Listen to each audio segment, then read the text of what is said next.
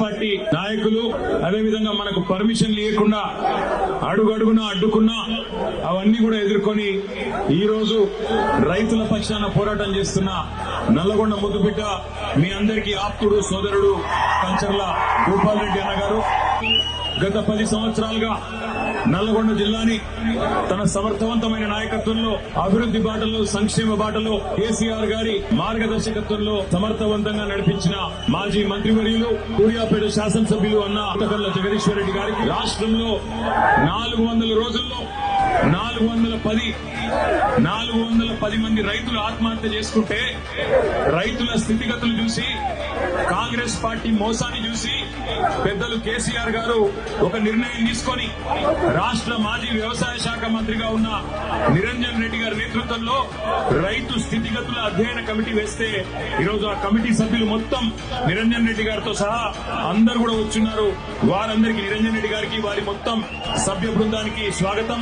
రోజు నల్లగొండ పట్టణంలో అడుగు పెట్టంగానే ముందు మహాత్మా గాంధీ యూనివర్సిటీ దగ్గర పిల్లలందరూ వచ్చినారు. దాదాపు ఒక 300-400 మంది పిల్లలు రోడ్డు మీదకి వచ్చి అన్న కేసీఆర్ ఉన్నప్పుడు మాకు బ్రహ్మాండంగా ఇక్కడ వసతులు ఉండేది, కానీ ఇవాళ కాంగ్రెస్ ప్రభుత్వం వచ్చిన తర్వాత మాకు గొడ్డు కారంతో అన్నం పెట్టే దుస్థితి వచ్చిందన్నా, మీరు రావాలా అంటే తప్పకుండా 2:30 గంటలకు మీ క్యాంపస్ కు వస్తా అని వారికి చెప్పి అక్కడ కలదప్పిన ఐటీ టవర్ కనబడ్డది. మరి అందులో వెంకటరెడ్డి వచ్చినాక ఎవరన్నా ఉన్నారో లేకపోతే తాగుబోతులు అడ్డాయిందో నాకు తెలియదు, కానీ మొత్తానికైతే కలదప్పింది ఐటీ టవర్. ప్రపంచంలో ఏ శక్తి కూడా ప్రజాశక్తి కంటే గొప్పది కానే కాదు.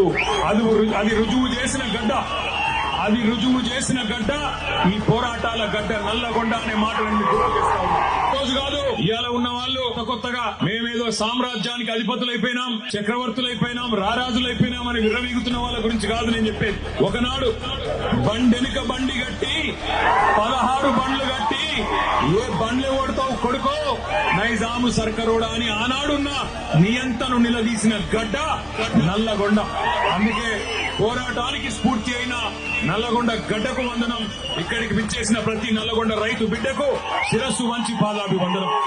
అప్పుడు మనం పైసా జమ చేసి పెట్టిన 7,600 కోట్లు అట్లే ఆగిపోయినాయి. ఎలక్షన్ అయిన తర్వాత పార్లమెంట్ ఎలక్షన్ ముందు సహజంగా కేసీఆర్ గారు ఉన్నప్పుడేమో నాట్లేసేటప్పుడు రైతు బంధు పడుతుండే, కానీ రేవంత్ రెడ్డి వచ్చిన తర్వాత ఒకసారి మాత్రమే రైతు బంధు పడుతుంది. ఎప్పుడది నాట్లప్పుడు కాదు, ఓట్లప్పుడు పడుతుంది.